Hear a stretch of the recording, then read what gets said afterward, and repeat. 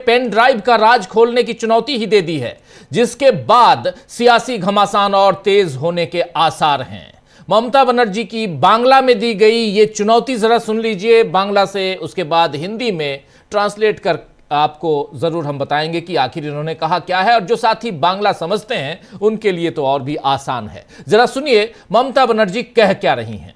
কয়লার টাকা কে খায়? অমিত শাহ খায়, হোম মিনিস্টার। কি করে খায়? গদ্দারের থ্রুতে টাকা যায়। গদ্দার অ্যাডপ্টেড সন হয়ে গেছে। সাথে আছে এক জগন্নাথ। জগন্নাথ ধামের জগন্নাথ নয়, পুরীর জগন্নাথ নয়, বড় ডাকাত জগন্নাথ বিজেপি। জগন্নাথের থ্রুতে টাকা যায় শুভেন্দু অধিকারীর কাছে, আর শুভেন্দু অধিকারীর থ্রুতে টাকা যায় অমিত শাহর কাছে। শুনুন, আপনাদের ভাগ্য ভালো এখনো যে আমি চেয়ারে আছি বলে না ওই পেন ড্রাইভ গুলো বাইরে বের করে দিই না। বেশি লাগালে কিন্তু বলে দিচ্ছি আমার কাছে সব পেন ড্রাইভ করা আছে, আমি কিন্তু ভান্ডা ফাঁস করে দেবো। আমি একটা জায়গা পর্যন্ত সৌজন্যতা মেনটেন করি, বাট মনে রাখবেন লক্ষণের সীমারেখা একটা আছে, দণ্ড কাটা একটা দণ্ডি আছে। লক্ষ্মণের দণ্ডি পেরিয়ে গেলে কিন্তু আর সামলে রাখতে পারবেন না। আমি অনেক কিছু জানি, বলি না শুধু দেশের স্বার্থে। तो सुना आपने, यहां ममता बनर्जी कह रही हैं कि उनके पास पेन ड्राइव है, पेन ड्राइव, जी हां, जिसमें कोयला तस्करी घोटाले से संबंधित जुड़े हुए सबूत हैं। और ममता बनर्जी ने चेतावनी दी है कि अगर केंद्र की एजेंसियां यानी ईडी और केंद्र सरकार ज्यादा दबाव डालेंगी तो वो सब राज खोल कर रख देंगी और पूरे देश में इसका जो मैसेज है वो ठीक नहीं जाएगा, पूरा देश दंग रह जाएगा। ममता बनर्जी ने कल की रैली में हजारों लोगों के सामने कहा कि अमित शाह या मोदी को उम्मीद नहीं होगी कि कोई सीटिंग सीएम इस तरह से उनको चुनौती देगा। ऐसी सियासी धौंस तो बीजेपी ही दिखाती रही है, लेकिन अब उसे पलटकर सुनने मिला है, यानी ईडी की रेड वाला दांव बंगाल में बैकफायर कर रहा है। इधर ममता सरकार ने आज आईपैक पर ईडी की छापेमारी वाले मामले में सुप्रीम कोर्ट में कैविएट एप्लीकेशन दाखिल कर दी, और दूसरी तरफ कैविएट दाखिल कर ममता सरकार ने शीर्ष अदालत यानी सुप्रीम कोर्ट से आग्रह किया है कि अगर इस मामले में कोई भी याचिका या अपील दायर की जाती है तो राज्य सरकार का पक्ष सुने बिना कोई आदेश पारित न किया जाए। आपको बता दूं कि सरकार के इस कदम का उद्देश्य यह सुनिश्चित करना है कि अदालत किसी भी एक तरफा आदेश से पहले संबंधित पक्ष को सुनवाई का पूरा अवसर दे। दरअसल तृणमूल कांग्रेस यानी टीएमसी को अंदेशा था कि एनफोर्समेंट डायरेक्टरेट यानी ईडी इस मामले में सुप्रीम कोर्ट जा सकती है, और उसका अंदेशा सही निकला, क्योंकि ईडी अब सुप्रीम कोर्ट के दरवाजे पहुंच चुकी है और सुप्रीम कोर्ट में ईडी ने एक याचिका दाखिल कर दी है, जिसमें आरोप लगाया गया है कि मुख्यमंत्री ममता बनर्जी ने के नेतृत्व वाली पश्चिम बंगाल सरकार ने गुरुवार को इंडियन पॉलिटिकल एक्शन कमेटी यानी आईपैक के हेडक्वार्टर और उसके डायरेक्टर प्रतीक जैन के कोलकाता स्थित घर पर एजेंसियों के सर्च ऑपरेशन में दखलंदाजी की और रुकावट यानी बाधा डाली।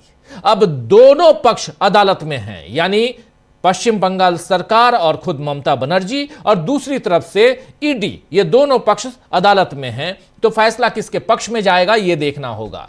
लेकिन फिलहाल बीजेपी पश्चिम बंगाल में पस्त दिख रही है दोस्तों।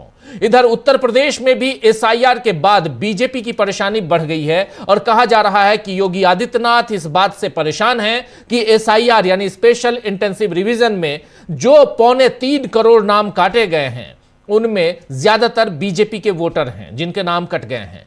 इसी के बाद अब उत्तर प्रदेश बीजेपी अध्यक्ष पंकज चौधरी नए नवेले अध्यक्ष हैं, उनके साथ योगी ने एक वर्चुअल बैठक की है, जिसके बाद हर बूथ पर कम से कम 200 वोटर जुटवाने की योजना बीजेपी बना रही है। और इधर अखिलेश यादव ने भी आज एक प्रेस कॉन्फ्रेंस कर आरोप लगाया है कि एसआईआर में पीडीए वोटर्स का नाम काटने की बड़ी साजिश योगी सरकार कर रही है। आइए जरा सुन लीजिए।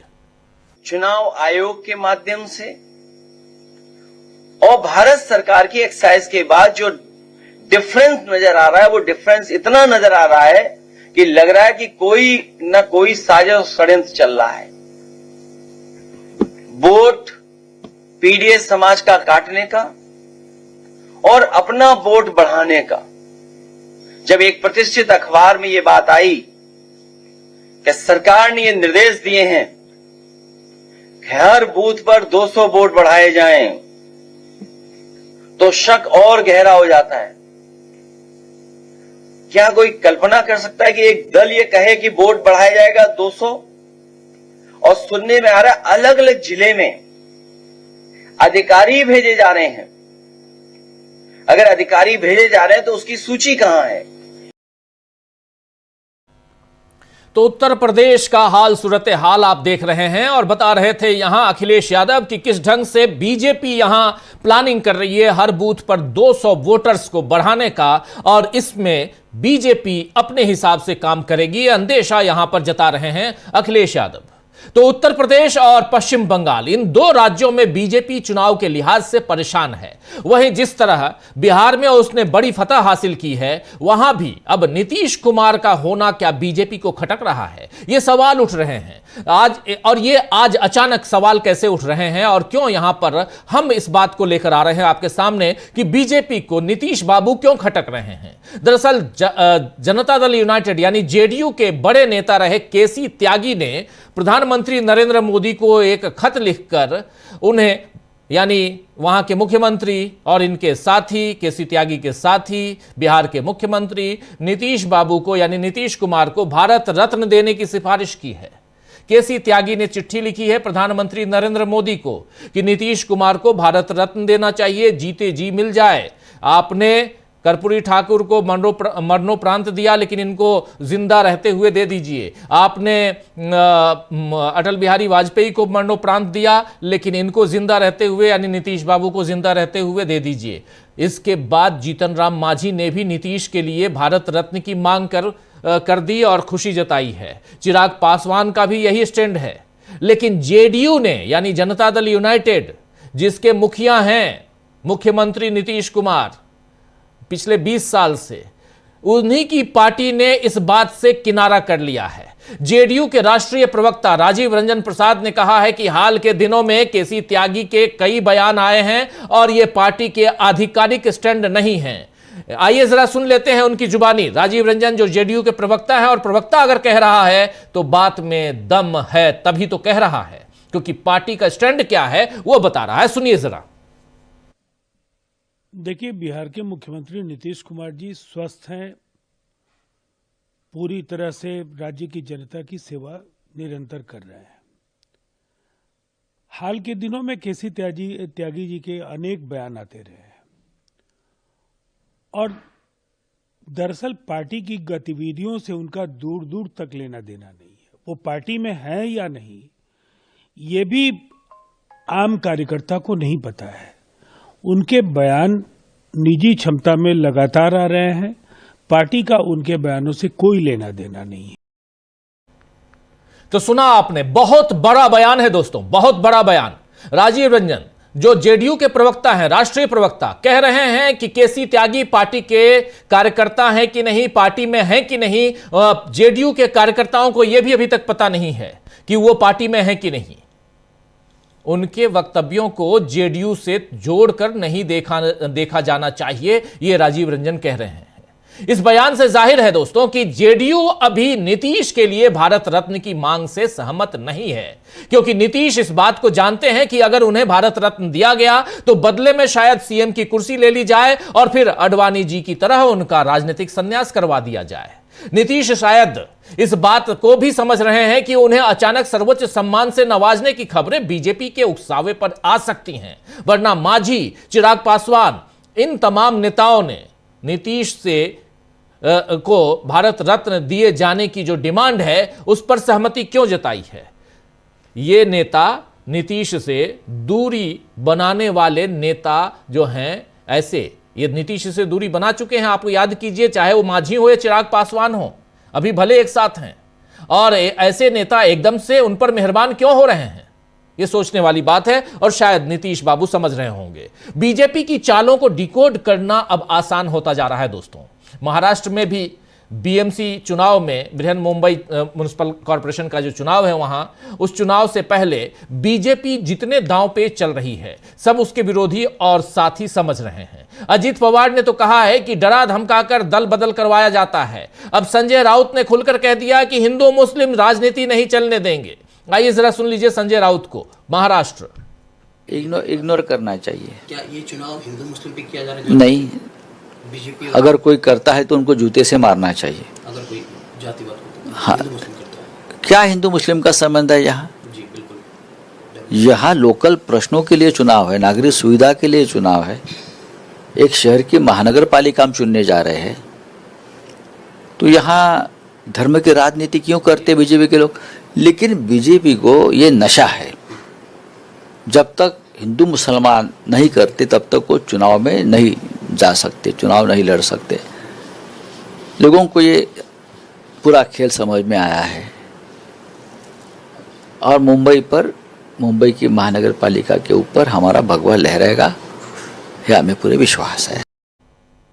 तो सुन रहे थे आप, यहां संजय राउत साफ साफ कह रहे हैं कि अगर चुनाव में कोई हिंदू मुस्लिम करता है तो उनको जूते से मारना चाहिए। यह बड़ा बयान है जो सीधे सांप्रदायिक ध्रुवीकरण को खारिज कर रहा है। आइए दोस्तों, आपने देख लिया महाराष्ट्र में क्या हो रहा है, बिहार में क्या हो रहा है, इधर उत्तर प्रदेश में क्या हो रहा है और उधर पश्चिम बंगाल में क्या हो रहा है। और इन तमाम राज्यों को अगर एक साथ समेटने की कोशिश करें तो फिर आप समझेंगे कि इधर दिल्ली में क्या चल रहा है। क्या रणनीतिक तौर पर, रणनीतिक मोर्चे पर बीजेपी की बुरी हार हो रही है? आज इसी पर चर्चा करेंगे कि किस तरह बीजेपी को रणनीतिक मोर्चे पर बुरी हार मिल रही है और विपक्ष कैसे चौतरफा वार कर रहा है। चलिए, हमारे साथ कुछ वरिष्ठ साथी जुड़े हुए हैं, उनसे पहले आपका परिचय करवाता हूं और आगे बढ़ते हैं। 3 वरिष्ठ साथी हमारे साथ जुड़े हुए हैं इस वक्त। सीधे पटना से अनिल कुमार राय साहब हमारे साथ जुड़े हुए हैं। इधर दिल्ली से 2 साथी हमारे जुड़े हुए हैं। अंशु नैथानी जी जुड़ी हुई हैं हमारे साथ और अमलेंदु उपाध्याय जी। आप तीनों का स्वागत है, इस्तकबाल है, स्वागत इस्तकबाल। अब तमाम दोस्त साथी शुभचिंतक आप सबका जो अब तक जुड़ चुके हैं उनका भी, जो जुड़ने वाले हैं उनका भी। सीधे सबसे पहले अमलेंदु जी आपके पास आना चाहता हूं। अमलेंदु जी, ममता बनर्जी ने कैबिनेट दाखिल कर दी। कैबिनेट का मतलब ही है कि हमको भी सुनिए, और वो पहले ईडी से पहले उनको पता था कि ये जाएंगे वहां, क्योंकि कल जो कुछ हुआ।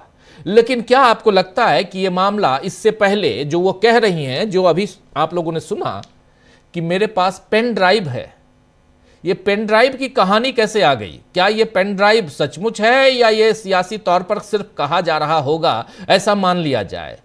राजनीति में, और वो भी सड़क की राजनीति में, ममता बनर्जी से शायद नरेंद्र मोदी भी पार ना पाए, क्योंकि सड़क की राजनीति नरेंद्र मोदी ने भी नहीं लड़ी है, आप और हम अच्छी तरह से जानते हैं। भले वो कहें कि 1974 में और इमरजेंसी के समय और 1971 में भारत बांग्लादेश, जब बांग्लादेश आज़ाद हुआ, भारत पाकिस्तान बांग्लादेश का जो मुठभेड़ चल रहा था उसमें भी वो थे।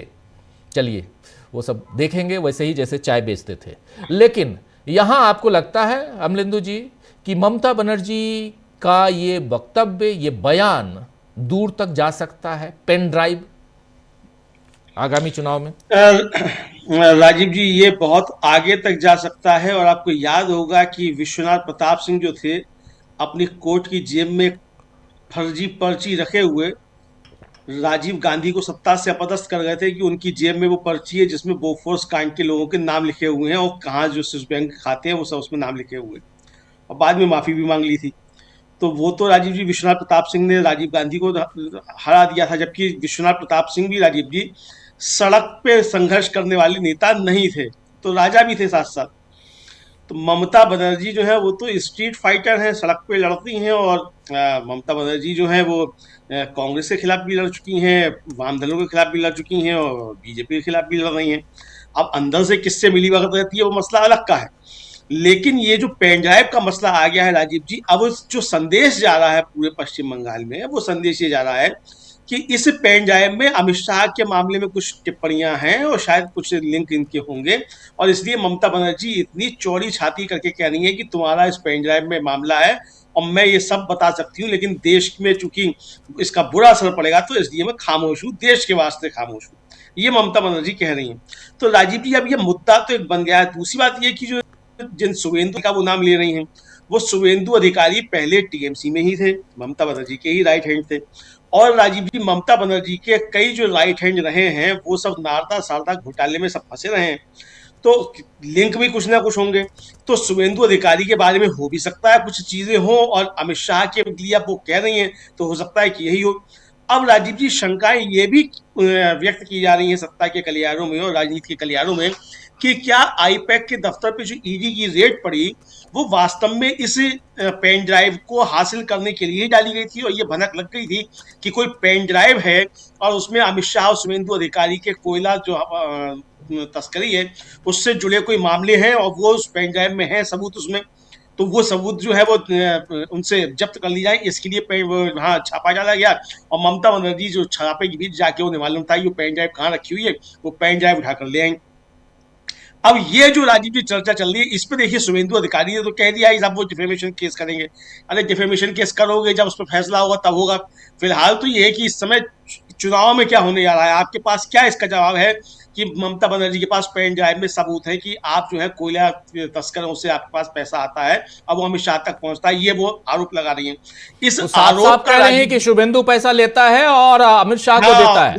अमित शाह को देता है, साफ साफ यही कह रही है। साफ साफ कह रही शुभेंदु है। अधिकारी पैसा, साफ साफ कह रही है कि शुभेंदु अधिकारी पैसा लेते हैं और अमित शाह को देते हैं। शुभेंदु अधिकारी ने तो चलिए अपने ट्विटर पे लिख दिया कि हम डिफेमेशन केस करेंगे, लेकिन अमित शाह जी ने अभी तक क्यों नहीं कुछ कहा है राजीव जी कि मेरे पास पैसा नहीं आता है, ममता बनर्जी झूठ बोल रही है या गलत बोल रही है, और ऐसा कुछ नहीं है। अमित शाह की तरफ से आना चाहिए। जेपी नड्डा कल कोलकाता में ही थे, मतलब पश्चिम बंगाल में ही थे, जेपी नड्डा ने वहां से कोई बयान क्यों नहीं दिया? हमने तो नहीं देखा जेपी नड्डा का बयान कोई, या अमित शाह का बयान कि ममता बनर्जी मिथ्या वाचन कर रही है इस तरह की, कोई जो पैसा नहीं आता है अभी तक नहीं आया है।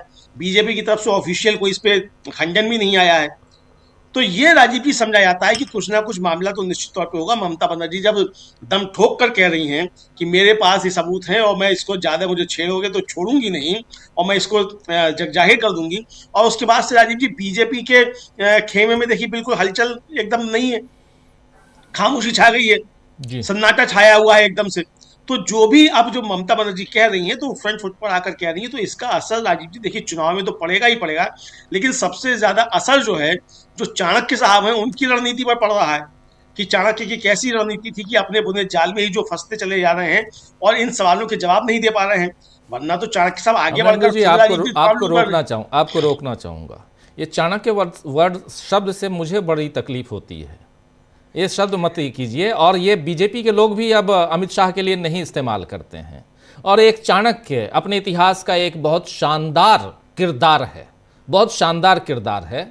तो चाणक्य को चाणक्य रहने दीजिए और आज के लोगों को चाणक्य मत बनाइए प्लीज़, है ना। इसलिए आप इसको विड्रॉ कर लीजिए। कल भी आप कह रहे थे और आज भी मैं कह रहा हूं, इसको बहुत उसके साथ कह रहा हूं कि आप इसको विड्रॉ कर लीजिए। और अब तो बीजेपी के लोग भी नहीं कहते हैं अमित शाह के लिए चाणक्य, और आप क्यों आगे बढ़ा रहे हैं मुझे समझ में नहीं आता है। खैर, लेकिन इसको विड्रॉ कर लें तो बेहतर होगा, अच्छा लगेगा, मुझे अच्छा लगेगा, क्योंकि वो किरदार बहुत शानदार किरदार है और बहुत कुछ अब जिस भी ढंग से लिखा गया है उस किरदार पे वो बहुत शानदार लिखा गया है, पढ़ के अच्छा लगता है, मज़ा आता है। जीवन की कुछ सच्चाइयों से हम लोग दो चार होते हैं, इसलिए भी और खासकर मौर्य वंश की बात जब होती है तो एक शानदार। लेकिन अब कहाँ वो चाणक्य और कहाँ आप आज की बात कर रहे हैं? थोड़ा आज के किरदारों पे आते हैं। हमारे साथ दो और साथी हमारे जुड़ गए हैं। धनंजय जी हमारे साथी बहुत एक लंबे अंतराल के बाद जुड़े हैं। धनंजय जी, आपका स्वागत है। मुंबई में बहुत कुछ चल रहा है, आपसे समझेंगे। और हमारे साथ जुड़े हुए हैं प्रशांत टंडन जी भी जुड़ गए हैं। आप दोनों का एक बार स्वागत फिर से। अमलेंदु जी, अपनी बात आगे बढ़ाइए आप। चलिए राजीव जी, मैं वापस ले लेता हूँ। चाणक्य को मैं नहीं कहूँगा, बीजेपी उनको कहती थी, वो खुद भी चाणक्य कहते थे, लेकिन अब वो जब उन्हीं के लोग नहीं मान रहे तो हम काहे को कहें, ये बात भी आपकी सही है। और वैसे तो नाम बदलने में बड़े माहिर हैं, ये घनानंद को ही चाणक्य बना सकते हैं, तो हो सकता है इन्होंने नाम परिवर्तन कर दिया हो, तो ये कुछ भी कर सकते हैं राजीव जी मेरा। लेकिन जो राजीव जी इनके रणनीतिकार है, मतलब मुख्य रणनीतिकार अमित शाह समझे जाते हैं, रणनीतिकारी कहा जाए, वो रणनीतिकार बंगाल में फेल होते हुए फिलहाल नजर आ रहे हैं। कल को क्या होगा हम नहीं कह सकते, क्या होगा क्या नहीं होगा, लेकिन फिलहाल जो नजर आ रहा है उसमें बीजेपी की जो मुख्य रणनीतिकार हैं वो बुरी तरीके से फेल होते हुए नजर आ रहे हैं, बैकफुट पर नजर आ रहे हैं। और विपक्ष का जो चौतरफा वार हो रहा है, बीजेपी उससे घायल और आहत दिखाई पड़ रही है। कोई रेमेडी फिलहाल बीजेपी को बंगाल में नजर नहीं आती है राजीव जी, ये साफ तौर पर समझ में आ रहा है। जी जी जी, बिल्कुल बिल्कुल। चलिए आगे बढ़ते हैं, जरा स्क्रीन पर हमारे तमाम साथियों को लाइए, जरा समझते हैं। और प्रशांत जी, आपके पास आना चाहता हूं, कैसे आप देखते हैं? देखिए, बहुत सारे मुद्दे हैं, कुछ मुद्दों को आप सुन चुके होंगे, कुछ मुद्दों को यहां समेटने की हम कोशिश कर रहे हैं। और रणनीतिक तौर पर कैसे यहां बीजेपी बुरी हार झेल रही है। अब हार का मतलब यह नहीं कि चुनाव में ही हार जाए तभी वह हार है, रणनीतिक मोर्चे पे आप हारते हैं और ये लगातार दिखाई दे रहा है। विंटर सेशन से आप देख रहे होंगे, विंटर सेशन, और अब तो इसी महीने की 28 तारीख से बजट सेशन आने वाला है। लेकिन उससे पहले उधर नीतीश बाबू को निपटाने की शुरुआत हो गई है। नीतीश बाबू को भारत रत्न दे दो, और मांग कौन कर रहा है? तो केसी त्यागी। और केसी त्यागी पर उन्हीं की पार्टी के प्रवक्ता खुले तौर पे कह रहे हैं कि वो हमारी पार्टी में है भी नहीं है। जब हम आएंगे अनिल कुमार रॉय साहब के पास तो ये और विस्तार से बताएंगे।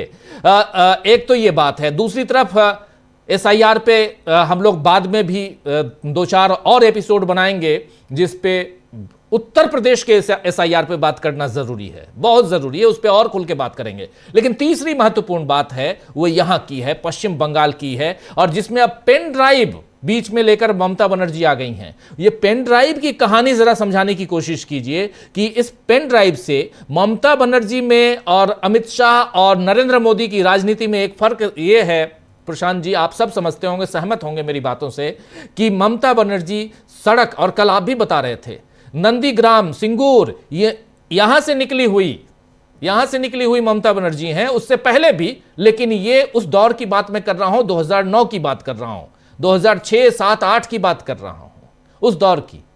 और वहां से निकली हुई ममता बनर्जी, ये पेन ड्राइव कहां तक, कितना आगे ममता बनर्जी की राजनीति को और इस बिल्कुल सामने मुहाने पर चुनाव है ले जा सकता है?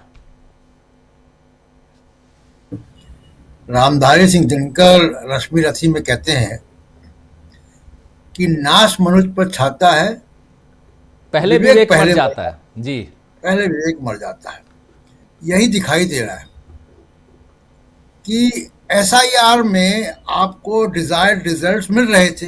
जी, एसआईआर के जरिए आपने बिहार को ले लिया, कोई लहर किसी को नहीं दिखाई दी थी, बाद में कुछ लोगों को लहर दिखाई दी, लेकिन 90% स्ट्राइक रेट की लहर बिहार में एसआईआर ने पैदा की। उत्तर प्रदेश में राजीव जी 54 ऐसी सीटें हैं जहां 5000 वोटों से हार जीत हुई है, और एसआईआर वहां पे क्या कर रहा है उसका मैं एक छोटी सी बानगी रखूंगा। उसके बाद आप देखिए कि पश्चिम बंगाल में यही काम हो रहा था, और पूरी ममता बनर्जी हो चाहे विपक्ष हो, वो डिफेंसिव थे, कि वो असहाय थे कि करें क्या, सिवाय इसके कि हेल्प सेंटर बना दें, लोगों की मदद करें। लेकिन वो तो बीएलओ के को बाईपास करके प्री फिल्ड फॉर्म आ रहे हैं, सॉफ्टवेयर आ रहे हैं, एल्गोरिथम जो कि नाम उड़ा रहे हैं। तो असहाय थी पॉलिटिकल पार्टियां कि क्या करें। सुप्रीम कोर्ट एसआईआर पे सुनवाई नहीं कर रहा, वो सेमिनार कर रहा है, आप भी सुनते हैं। वो कॉन्स्टिट्यूशन क्लब की सेमिनार है जो वहां चल रही है, कोई फैसला उसमें नहीं हो पा रहा है और ना होगा। वैसे ही होगा जैसे अमरिंदर जी कल बता रहे थे कि 8 तारीख को सुनवाई थी, 8 तारीख को सुनवाई थी। सुप्रीम कोर्ट ने ये कहा, माननीय दोनों बेंच के दोनों जजों ने, कि अभी बहुत अहम मुद्दे पे हम बात कर रहे हैं, इसके बाद एसआईआर पे बात करेंगे। वो अहम मुद्दा क्या था? कुत्ते, स्ट्रे डॉग्स, वो बहुत अहम मुद्दे हैं। जिसकी जुबान नहीं है, जो कुछ बोल नहीं सकते, उनके प्रेमी, डॉग लवर्स और डॉग हेटर्स, इन दोनों के बीच, पेट के खिलाफ कोई पेट के पक्ष में, ये दोनों के बीच लड़ाई सुप्रीम कोर्ट में है। ये बहुत अहम मुद्दा है अहम, लेकिन एसआईआर उससे ज्यादा अहम है। बट वहां कहा गया, टिप्पणी पे मैं नहीं जाता हूं, आप भी सही कह रहे हैं, बस ये रख रहा हूं। और आप जानते हैं कि हम लोग उस दिन अपनी मुलाकात इसलिए नहीं हो पाई क्योंकि मैं दिन भर इंतजार कर रहा था कि एसआईआर पर सुनवाई हो और हम लाइव लेके आए, नहीं हुई सुनवाई। जी, तो सुप्रीम कोर्ट से कोई मदद नहीं मिलती दिखाई दे रही है। पॉलिटिकल पार्टियां हेल्पलेस हैं, क्या करें। अखिलेश यादव पूर्व मुख्यमंत्री हैं, आप देखिए उनके बयान, आज भी उनके बयान आए हैं किस तरीके से वो 200 पर पोलिंग बूथ को बढ़ाने की बात हो रही, सब कुछ हो रहा है, और उसके बीच में आप ईडी लेकर घुस गए आईपैक के दफ्तर में। अब ममता बनर्जी, ये उम्मीद नहीं बीजेपी ने की थी कि ममता बनर्जी की प्रतिक्रिया ऐसी आएगी, क्योंकि ईडी का खौफ जो है वो केवल दो ही लोगों ने तोड़ा है, राजीव जी, राहुल गांधी ने और ममता बनर्जी ने। जी, बाकी सब विपक्षी पार्टियां भी ईडी से डर जाती हैं। राहुल गांधी ने परवाह नहीं की और फाइनली वो कोर्ट ने अब वो नशा हेरल्ड का मामला किनारे कर दिया, और ममता बनर्जी ने उसको, जिसको अंग्रेजी में कहते हैं कि by taking the bull by the horns, आमने सामने आके खड़े होकर लड़ ली वो। बीजेपी इसके लिए तैयार नहीं थी।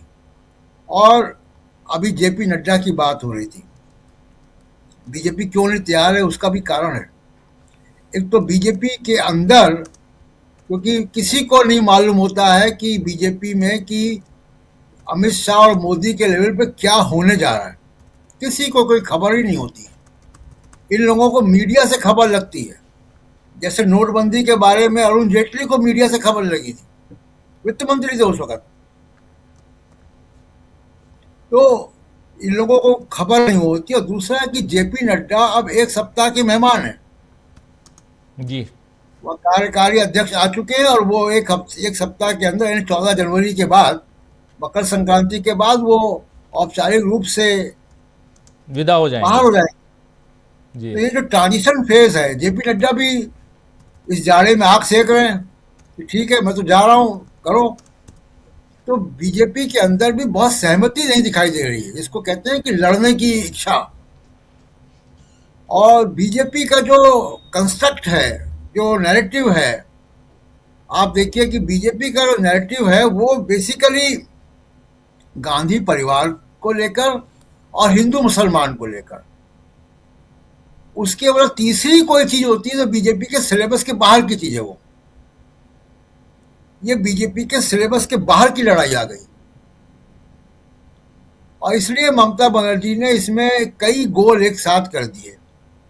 आपने ध्यान दिया होगा कि कांग्रेस और सीपीएम के भी बहुत ही वैसे बयान आए हैं ममता बनर्जी की आलोचना करते हुए। जी, वो क्यों आए हैं कि ममता बनर्जी ने एंटी इनकम्बेंसी को साफ कर दिया। जो वो सोच रहे थे कि एंटी इनकम्बेंसी होगी तो कुछ वोट बीजेपी को मिले, कुछ हम लोगों को भी मिलेगा, तो वो एंटी इनकम्बेंसी का बुखार ममता बनर्जी ने उतार दिया। इसलिए नाराजगी वहां भी है। तो जो भी नाराजगी ममता बनर्जी से थी, जो आरोप थे, वो सब अब बड़ी लकीर खींच दी ममता बनर्जी ने। और सबसे अहम बात यह है कि देखिए इंस्टीट्यूशंस कैसे काम करते हैं, ब्यूरोक्रेसी कैसे काम करती है, अदालतें कैसे काम करती हैं। सच बात ये राजीव जी कि ये कागज उड़ा के देखते हैं कि हवा का रुख किधर है। जी, और अगर जनता बहुत खिलाफ है, जनता सड़कों पर है, जनता में आक्रोश है, तो कोर्ट भी थोड़ा सा जो है वो पीछे हटता है कि नहीं, इसमें उसके ऊपर भरोसा कम होगा। और जो सच बात भी है कि अगर कोर्ट ऐसे मामले पे कल अगर ममता बनर्जी की गिरफ्तारी का आदेश दे दे, आप सोचिए क्या होगा। 250 कोर्ट सीटें आएंगी भी- ममता बनर्जी को। जी, आज ही बोल रहा हूं, 250 सीटें आएंगी।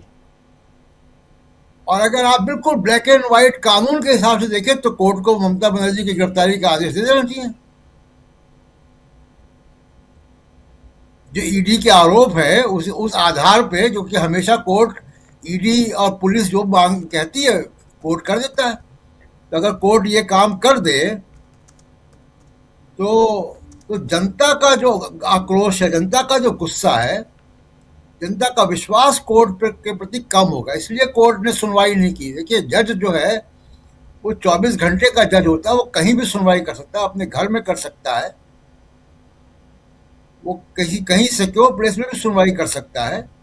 तो सुनवाई तो हो सकती थी, ऐसा नहीं कि सुनवाई नहीं हो सकती थी। अगर वहां पर भीड़ थी तो पीछे के दरवाजे से जाके जज साहब अपने घर पर सुनवाई कर सकते थे। किसी और सिक्योर प्लेस में सुनवाई कर सकते थे और फैसला कर देते, लेकिन उस फैसले से बात और बिगड़ जाती। इसलिए बीजेपी के अंदर भी अब बहुत ही असहज स्थिति है, और वह असहज स्थिति दो कारणों से है। एक तो कि सिलेबस के बाहर की लड़ाई है, और दूसरा कि ट्रांजिशन फेज है बीजेपी में। नए अध्यक्ष जो है वो आने वाले हैं, पुराने जाने वाले हैं, और ये ट्रांजिशन फेज है। गलत समय चुना बीजेपी ने और अमित शाह ने या मोदी ने, जो भी सेंट्रल, मैं मोदी अमित शाह को अलग अलग करके नहीं देखता हूँ। तो इसलिए ये शुरुआत जो हुई है बंगाल के इलेक्शंस की, वो पहले ही जो है, जिसको कहा जाए कि आप साइकोलॉजिकली जो है हार करके आप वहाँ पे जा रहे हैं बंगाल में, और वो बिहार की तरह से इतना आसान नहीं होगा जैसे हो सकता था। सेकेंड राउंड में आऊँगा तो यूपी के बारे में 2-1 आंकड़े दूंगा, यूपी में SIR में क्या चल रहा। जी जी, बिल्कुल बिल्कुल। जरा अंशु जी के पास आना चाहता हूं, जल्दी से स्क्रीन पर ले आए। अंशु जी, जरा आपसे समझूं, उत्तर प्रदेश नहीं, पहले पश्चिम बंगाल ही चलते हैं। ममता बनर्जी की इस राजनीति को, इस सियासत को, जहां सीधी चुनौती नहीं, कोई बयान नहीं, पर्सनली चले जाना ईडी के सामने, फाइल लेके चले आना, इसको कैसे देखा जाए? इसकी दो तरह से आलोचना, कहीं समालोचना, कहीं आलोचना, कहीं कुछ और हम लोग देख रहे हैं अलग अलग मीडिया में, अलग अलग जगह अलग अलग ढंग से किए जा रहे हैं। लेकिन ओवरऑल देखा जाए सियासी तौर पर, तो क्या इससे तृणमूल कांग्रेस को बेनिफिट है? और क्या यहाँ ईडी के नाम से जो एक भय, एक डर का वातावरण रहा है, उसमें कहीं ना कहीं और लगाम लगाने की कोशिश है कि चुनाव से पहले अब आगे बढ़ने की कोशिश मत करना, वरना इसी ढंग से, क्योंकि पहले राहुल गांधी, फिर ममता बनर्जी, और आगे हो सकता है स्टालिन और बाकी लोग हों, करें। इसलिए कैसे देखती हैं इसको आप? ये जो पूरा प्रकरण हुआ है ईडी के छापे का आईपैक पर, और इसमें जो ममता बनर्जी का पूरा रिएक्शन आया है और जिस तरीके से वो सामने खुलकर आई है और सीधे अमित शाह पर उन्होंने आरोप लगाए हैं, तो मैं यही कहूंगी कि पूरी की पूरी बाजी उन्होंने पलट दी है। बीजेपी का तो हमेशा ही ये खेल रहता है, आप देखिए जहां पर भी चुनाव होते हैं उससे पहले जो रूलिंग पार्टी होती है उसके ऊपर इसी तरह CBI, ईडी, ये तमाम एजेंसी उसके छापे शुरू हो जाते हैं। ये हमने झारखंड में भी देखा था कैसे हेमंत सोरेन के ऊपर इस तरह से लगातार उनको फंसाया गया था और उनके ऊपर तमाम मामले डाले गए थे, और ऐसे कई जगह देखते हैं कि उनकी यही स्ट्रैटेजी है। लेकिन पश्चिम बंगाल में मुझे लगता है ये स्ट्रैटेजी पूरी तरीके से फेल कर गई है और बीजेपी को यहाँ मुंह की खानी पड़ गई है। टाइग्रेस जो कह रहे हैं ममता बनर्जी को उनके दल के नेता, तो वो शायद बिल्कुल ठीक कह रहे हैं कि एक टाइग्रेस की तरह से उन्होंने हमला किया है, एक शेरनी की तरह। और केवल ना वो वहां ऑफिसेज में पहुंची, अपनी फाइल्स लेकर आई, उन्होंने कोलकाता की सड़कों पर मार्च निकाला, और इस बीच उनके सारे सांसद हैं जो वो पहुंच जाते हैं अमित शाह के घर, घेराव कर लेते हैं, और किस तरह से वो कर रहे हैं वो नजर आ रहा है कि पूरी आक्रामक रणनीति से उन्होंने मुकाबला किया। इसकी बिल्कुल उम्मीद बीजेपी को नहीं रही होगी, क्योंकि उनको लगता है कि हमारी जो ये ईडी है, CBI है, ये सब तो बस हमारे ऐसे बेहतरीन प्यादे हैं कि इससे तो हम कभी हार ही नहीं सकते और ये कभी गलत नहीं जा सकते। लेकिन अब ये इतना गलत चले गए हैं कि जिससे बीजेपी का नुकसान तय नजर आ रहा है। अब देखिए दोनों पक्ष कोर्ट में चले गए हैं। अगर कोर्ट में भी आप मान लीजिए किसी भी तरह से अगर ममता बनर्जी के खिलाफ कोई फैसला आता है या कुछ चीज ऐसी आती है, तो साफ तौर से उन्हीं को सहानुभूति भी मिलेगी और उनको विक्टिम की तरह भी देखा जाएगा, और इस तरह भी देखा जाएगा कि वो ही एक इतनी हिम्मती नेता है आज के दौर में, इतनी हिम्मती CM है, ऐसे तो कोई नहीं कर सका, चाहे वो हेमंत सोरेन हो या फिर हमने देखा था उस समय हेमंत बिस्व शर्मा के साथ भी ऐसा ही किया था उन्होंने। हालांकि वो बाद में शामिल हो गए, लेकिन स्ट्रैटेजी यही रहती है बीजेपी की। लेकिन ममता बनर्जी जैसा हिम्मत और साहस तो कोई नहीं दिखा पाया और पूरा उन्होंने खेल पलट दिया, पूरी बाजी यहाँ पर उन्होंने पलट दी है। तो अगर अब कोर्ट में भी उनके अगेंस्ट में कोई फैसला आता है तो इससे जो है चुनाव पूरी तरीके से बदल जाएगा, टीएमसी को और ममता बनर्जी को इसका फायदा मिलेगा।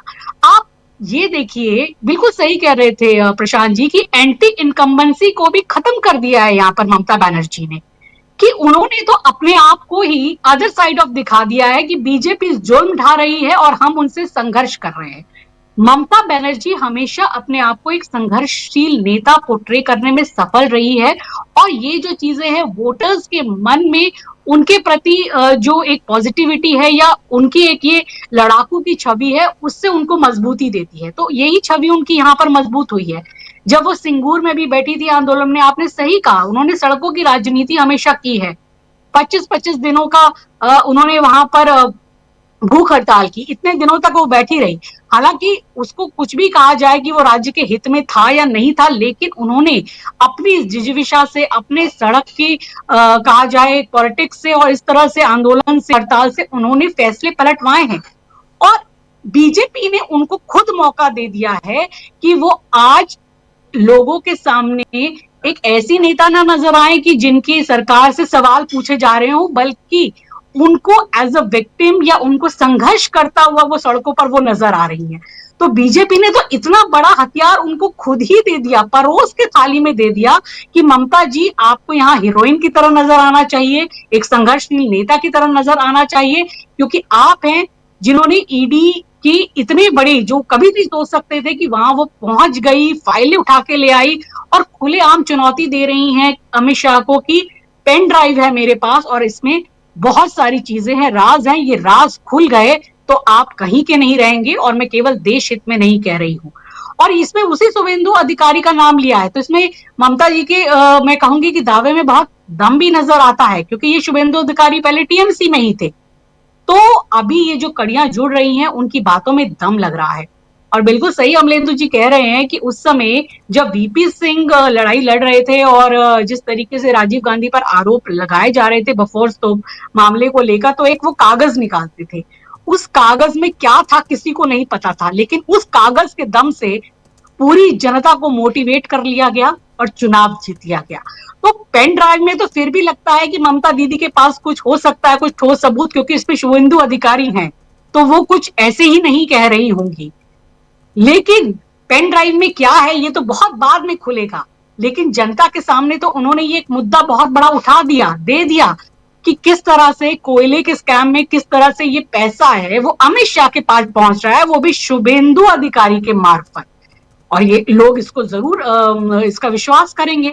मुख्यमंत्री है वो वहां, शुभेंदु अधिकारी पहले उनकी पार्टी में रहे हैं, ये खेल कैसे चलता है, पेन ड्राइव का उन्होंने जिक्र किया है। तो ये तो कहते हैं कि ताश के पत्तों में जैसे पूरी बाजी पलट दी जाती है ना, जैसे क्रिकेट के मैच में होता है कि 2020 मैच में एक टीम बड़ा जीत रही होती है, लेकिन अचानक जो दूसरी साइड के खिलाड़ी हैं उनके 2-3 खिलाड़ियों को जब वो आउट कर देते हैं उनके सही बैटिंग लाइन के, तो खेल कैसे पूरा पलट जाता है।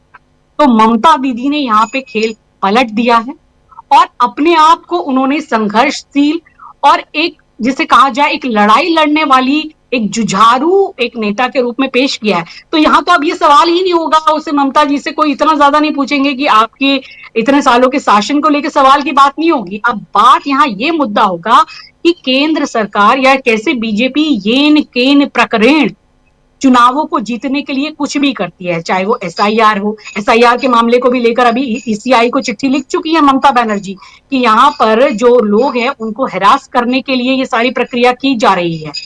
तो वो हर जगह से अपनी लामबंदी कर रही हैं। दिल्ली में भी जो उनके तमाम नेता हैं वो घेराव कर लेते हैं, सड़कों पे नजर आते हैं, ममता बनर्जी को देख रहे हैं कि कितना सपोर्ट कर रहे हैं, जब महुआ मोहित्रा और ये सब डेरेक ओब्रायन सबको घसीट के ले जाया जा रहा है।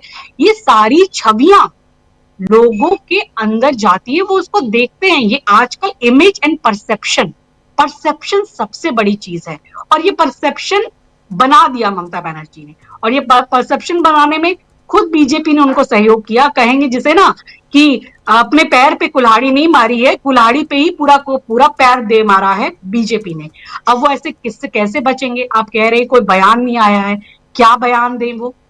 शुभेंदु अधिकारी ने जरूर ट्वीट किया हो, लेकिन अब इतना बड़ा आरोप है तो अब क्या बोलेंगे अमित शाह इस पर? तो एक बहुत बड़ा मुद्दा यहाँ पर कैच कर लिया है और ममता बनर्जी यहाँ आसानी से छोड़ने वाली नहीं है। जो दूसरे प्रदेशों में जिस तरह से इन्होंने कर लिया वो ये बंगाल में नहीं कर पाएंगे, क्योंकि बंगाल एक बहुत अलग तेवर का राज्य है। ममता बनर्जी एक बहुत अलग तेवर के मुख्यमंत्री हैं जो सत्ता शासन में भी रहते हुए विपक्ष की राजनीति भी करती हैं और उसको बड़ा स्ट्रांगली करके दिखाती हैं।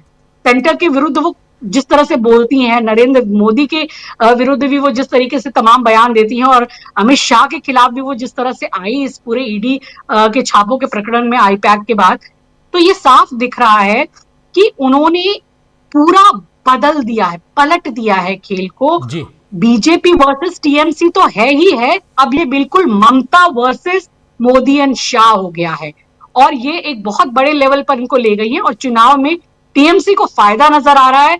अगर न्यायालय में इनको कुछ नुकसान होता है तो भी टीएमसी को फायदा होगा, ये मुद्दा उछलता है पेन ड्राइव का तो भी टीएमसी को फायदा होगा। अब देखना होगा बीजेपी को कोई नया दांव, कोई नया पैंतरा लाना होगा इससे भी बढ़कर, और देखते हैं कि वहां पर अब क्या षड्यंत्र रचा जाएगा, क्योंकि उनके तो एक मतलब सधे हुए फॉर्मूले थे, वो वही यूज कर रहे थे। ईडी, एसआईआर जो उन्होंने बिहार में किया, दूसरे स्टेट में किया, लेकिन यहां ममता दीदी ने काफी उनकी रणनीति को धक्का पहुंचाया है। जी जी बिल्कुल बिल्कुल, बिहार की बात आप कर रहे हैं, जरा चलते हैं बिहार। अनिल कुमार रॉय साहब, आखिर ये चल क्या रहा है, जरा समझें आपके जरिए। हम पश्चिम बंगाल भी, और पश्चिम बंगाल पे आप कुछ कहना चाहते हैं जरूर जोड़िए, लेकिन नीतीश कुमार को भारत रत्न देने की सिफारिश, डिमांड अभी से क्यों? जी धन्यवाद।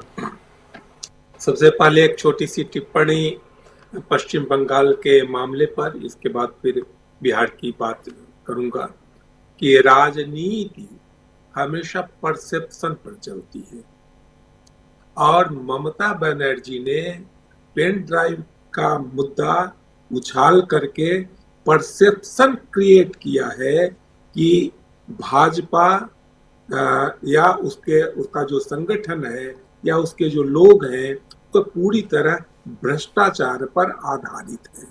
यह मैसेज देने में वह कामयाब हो गई है।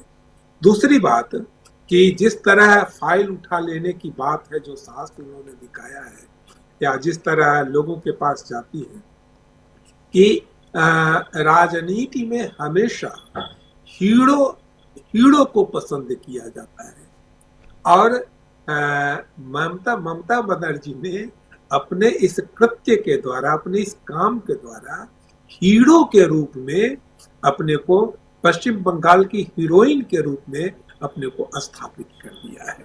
जी जी जी, जी। लेकिन उत्तर, यहाँ बिहार जी, अब बिहार की बात करते हैं कि केसी त्यागी जी बहुत पुराने आदमी हैं, संघर्ष करके और काबिल भी आदमी हैं। मैं उनकी प्रशंसक, व्यक्तिगत रूप से मैं उनका प्रशंसक भी रहा हूँ। वे पढ़ने लिखने वाले भी आदमी हैं, लिखते भी हैं।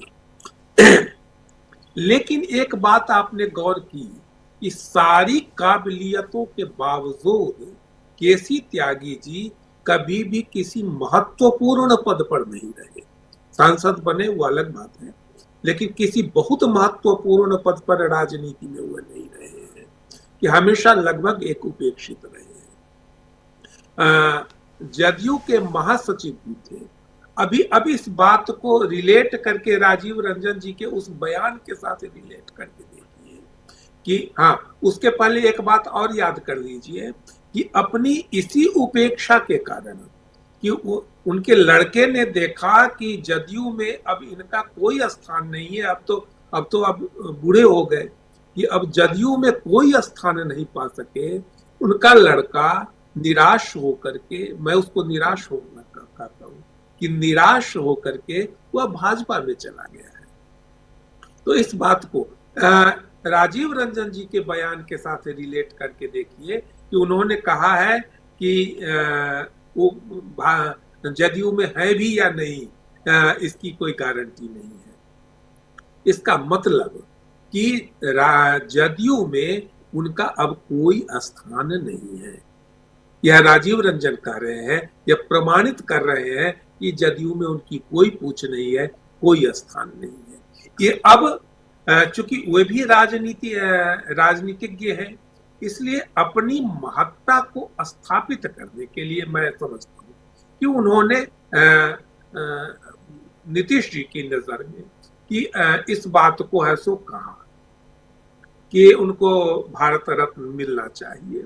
लेकिन इसके साथ ही दूसरे आयाम पर भी नजर रखनी चाहिए लोगों को कि यही बात जीतन राम मांझी भी दोहरा रहे हैं कि निश्चित रूप से और बिहार की जो राजनीति है वो आपको अभी भी संशयग्रस्त और स्थिर दृष्टि से आप उसको देखेंगे कि अभी भी लगेगा नहीं कि सब कुछ स्थिर हो गया है। अभी भी दाव पेच जैसे लग रहा है कि कोई किसी को ढकेल करके आगे बढ़ जाना चाहता है, कोई किसी को पीछे खींच देना चाहता है। इस तरह की राजनीति अभी भी यहाँ पर चल रही है। सरकार बन जाने के बावजूद, बाहर से सब कुछ स्थिर दिखने के बावजूद अंदर से भीतरघात चल रहा है। तो यह बात, जिस बात की तरफ आपने शुरुआत में इशारा किया था कि यह हो सकता है कि उनको यह प्रदान करके और राजनीति के पद पर से उनको खींच करके हटा दिया जाए और उनकी वही दशा की जाए, कर दी जाए, या उसको उसके लिए सही शब्द दुर्दशा शब्द होगा कि उनकी वही स्थिति कर दी जाए जो लाल कृष्ण आडवाणी की। अब तो आपको भारत रत्न मिल गया है, अब आप आराम से मार्गदर्शक मंडल में रहिए। कुछ अपना कहना सुनना होगा तो कहिएगा, हमको जरूरत पड़ेगी तो सुनेंगे, न जरूरत पड़ेगी तो न सुनेंगे। तो हमको लगता है कि एक तरफ केसी त्यागी नटसिल में, एक तरफ केसी त्यागी संभव है कि अपनी तरफ ध्यान खींचने के लिए नीतीश कुमार का उन्होंने यह बयान दिया हो। दूसरी तरफ यह भी बहुत ज्यादा संभव है, और ज्यादा संभव यह बात है कि ये लोग, चूंकि उनका लड़का भी बीजेपी में है, तो ये लोग नीतीश को सत्ताच्युत करके वहां पर बीजेपी की सरकार, बीजेपी के मुख्यमंत्री स्थापित करना चाहते हो। शायद यह राजनीति भीतर ही भीतर चल रही होगी। जी, ये भीतर की राजनीति और क्या चल रही है वो बता रहे हैं अनिल कुमार रॉय साहब हमारे साथ जुड़े हुए सीधे पटना से, और इधर मुंबई से जुड़े हैं हमारे साथी धनंजय जी। मुंबई में ही हैं या कहीं और चले आए हैं? मुंबई में हैं। चलिए, चुनाव करवा के ही निकलिए, दही चूड़ा खाने के लिए बिहार जा सकते हैं आप 15 तारीख। लेकिन दूसरी बात यहाँ महत्वपूर्ण जरा आपसे करना चाहता हूँ, जिस पे अभी हम लोग चर्चा कर भी रहे हैं शुरुआत से ही, जिसमें ममता बनर्जी की बात हम कर रहे हैं। आपको लगता है क्या ये पेन ड्राइव की कहानी दूर तक चली गई है या जा सकती है? कैसे देखा जाए इसको? अनम्यूट कीजिए, आप उल्टा अनम्यूट करते हैं, उलट दीजिए जरा, आवाज नहीं आ रही है धनंजय जी की।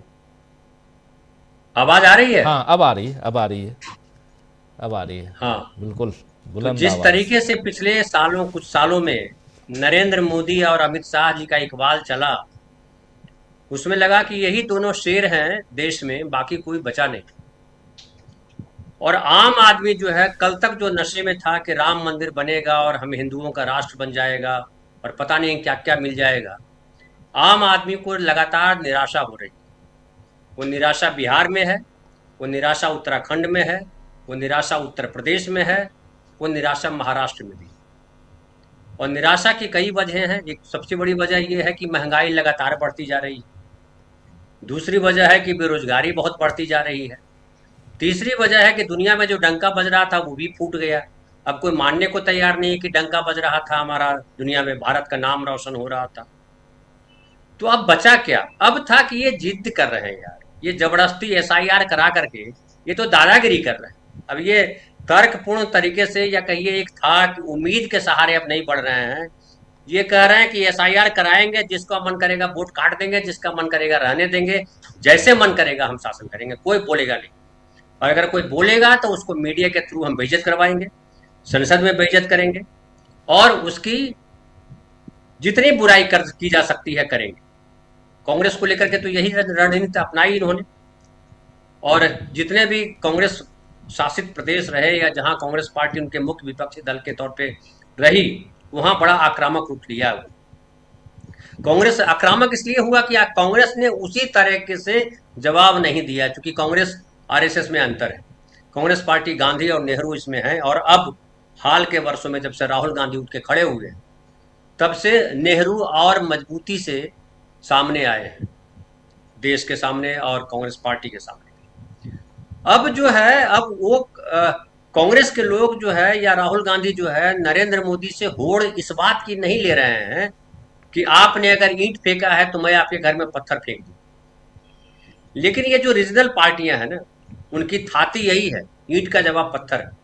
अगर ईंट का जवाब वो पत्थर नहीं देंगे तो जैसा कि अंशु जी बता रही थी कि हेमंत सोरेन ने उस तरह से रिएक्ट नहीं किया। हेमंत सोरेन उस तरह के आदमी नहीं है, इसलिए रिएक्ट नहीं किया उन्होंने। लेकिन ये जो ममता दीदी है, ममता दीदी जब कांग्रेस में थी और जब शुरुआती राजनीति थी तब भी उनकी राजनीति वैसी ही थी। और ममता दीदी के साथ एक और पॉइंट जुड़ता है कि ममता दीदी कभी ये बोली नहीं कि मैं चाय बेचने वाली की बेटी रही या चाय बेचती रही या क्या करती रही। लेकिन ममता बनर्जी जिस सादा जीवन जिस तरह का सादा जीवन जीती रही, हवाई चप्पल में चलती रही। एक मैं इंटरव्यू देख रहा था, उसमें वो कह रही थी कि मैं मुख्यमंत्री के तौर पे जो पैसा मिलता है वो भी मैं नहीं लेती हूँ, और मैं जो कुछ लिखती हूँ, उसका आर्टिकल लिखती हूँ, वगैरह वगैरह लिखती हूँ, उससे मुझे किताबें लिखी है मैंने, उससे मुझे पैसे आते हैं, मेरे लिए वो काफी है। देखिए, नरेंद्र मोदी जी चाय बेचने वाले थे, गरीब आदमी थे, लेकिन क्या क्या करते हैं सबको पता है। कितने कपड़े बदलते हैं, क्या खाते हैं, क्या पीते हैं, किस तरह से एकदम सोफिस्टिकेटेड बन गए हैं और किस तरह से एलीट बन गए हैं। ममता बनर्जी एलीट नहीं है, वो अभी भी वहां है।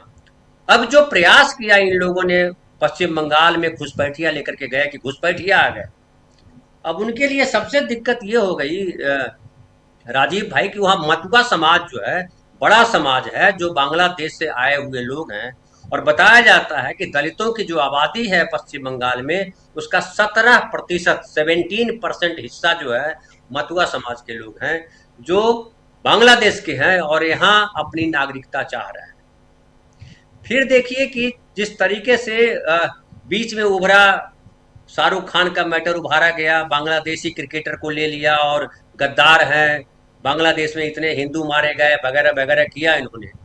लेकिन दुर्भाग्य इनका ये रहा कि ये जो उत्तर प्रदेश में जो घटना घटी है सरधाना विधानसभा क्षेत्र में, और उसके बाद जो इसके पहले जो अंकिता भंडारी वाली जो घटना थी, जिस तरह से उभरी है उत्तर प्रदेश में, जिस तरह से विपक्ष उठ के खड़ा हुआ, या कहिए जिस तरीके से मध्य प्रदेश में भी कांग्रेस उठ के खड़ी हुई, 17 लोग या 18 लोग गंदा पानी पी करके मर गए, ये कुल मिलाकर के, और ट्रंप ने जो हाल किया, कुल मिलाकर के मोदी को बैक फुट पर आना पड़ा।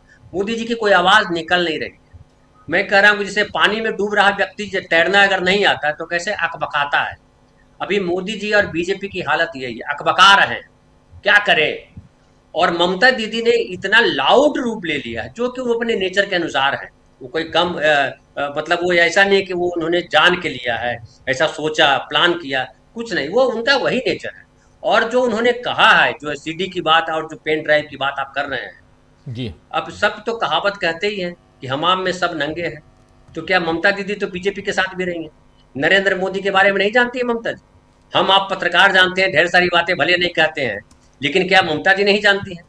और ममता जी जो है रीजनल पार्टी है, एक गैर हिंदी प्रदेश है पश्चिम बंगाल। आप ये मत समझिए हिंदी पट्टी है, गैर हिंदी प्रदेश में जब उन्होंने बंगाली अस्मिता का सवाल उठाया, बीजेपी वाले लोग क्या कर रहे हैं, गौर कीजिए, वहां के लोग वहां कर रहे हैं जो हालत बांग्लादेश की है, हिंदुओं की जो हालत बांग्लादेश में, वही पश्चिम बंगाल में है। अरे क्या बोल रहे हो, कहाँ है पश्चिम बंगाल में? आरजीकर मेडिकल कॉलेज में क्या हुआ, इतना हंगामा मचाया? वो संदेश खाली याद है? संदेश खाली में प्रधानमंत्री जाकर के कह रहे थे कि ये हो गया, इतना ये हुआ, वो हुआ, क्या हुआ, क्या मिला आपको, क्या ढूंढ कर लाए आप? तो तमाम मोर्चों पर बीजेपी ने जो नैरेटिव खड़ा किया, वो नैरेटिव आम आदमी को दिखाई पड़ा कि यह फॉल्स नैरेटिव। फिर वंदे मातरम को लेकर के जिस तरह के तमाशा किया, वंदे मातरम जो है, आपको पसंद है क्या वंदे मातरम? वंदे मातरम आप गा रहे थे क्या? तो कुल मिलाकर के इन्होंने अपनी मिट्टी खुद पलीद की। लेकिन वो मिट्टी पलीद ज्यादा इसलिए हो गई है कि अब मीडिया जो है, जो गटर मीडिया है, गटर मीडिया के पास भी तारीफ करने के कोई शब्द नहीं रहे। और आप इसका उदाहरण ले लीजिए कि वो जो खूब जोर जोर से चिल्लाते थे, अंग्रेजी में बोलते थे, कौन भारत चैनल है जिसके जो गोस्वामी जी हैं, वो अब खिलाफ बोलने लगे। उनके अभी रिपोर्टर को धकिया दिया उत्तर प्रदेश में, भाग इधर से, और ये इसको कहते हैं कॉलर पकड़ के धक्का दे देना पुलिस वाले, ये तो अब इनकी हैसियत हो गई है। तो फिर ट्रंप ने जो किया आज भी कि भैया हमसे बात ही नहीं किया ये आदमी। तो किसी मोर्चे पे नरेंद्र मोदी जिस मोर्चे पे काम कर रहे थे, वो हालांकि मैं जानता हूं कि वो नैरेटिव खड़ा किया गया था मीडिया के द्वारा, सबसे बड़ा उसमें रोल मीडिया का था। अब मीडिया जो है खुद बैकफुट पे है, क्योंकि उसकी प्रतिष्ठा का सवाल खड़ा हो गया है। आप याद कीजिए कि एनडीटीवी ने ही इंदौर वाले प्रकरण में हाईलाइट किया, इंदौर वाले प्रकरण को जो जवाब दिया उस पत्रकार ने, वो एनडीटीवी का पत्रकार, वहां के ब्यूरो चीफ, जिन्होंने एडिटर वहां के, जिन्होंने कहा कि भाषा तो ठीक करो। तो ये उनको भी अपनी जगह बचानी है, और ये समझ में मुझे लगता है बीजेपी को भी आ गया है कि अब चला चली का बेरा है, अब निकल लो इधर से। और निकलते निकलते होते हैं ना कि जब घर खाली करते हैं तो खूंटी उखाड़ लेते हैं, कुछ इधर अलमीरा नोच लेते हैं, उधर से फलाना लेके चले जाते हैं, ये यही कर रहे हैं।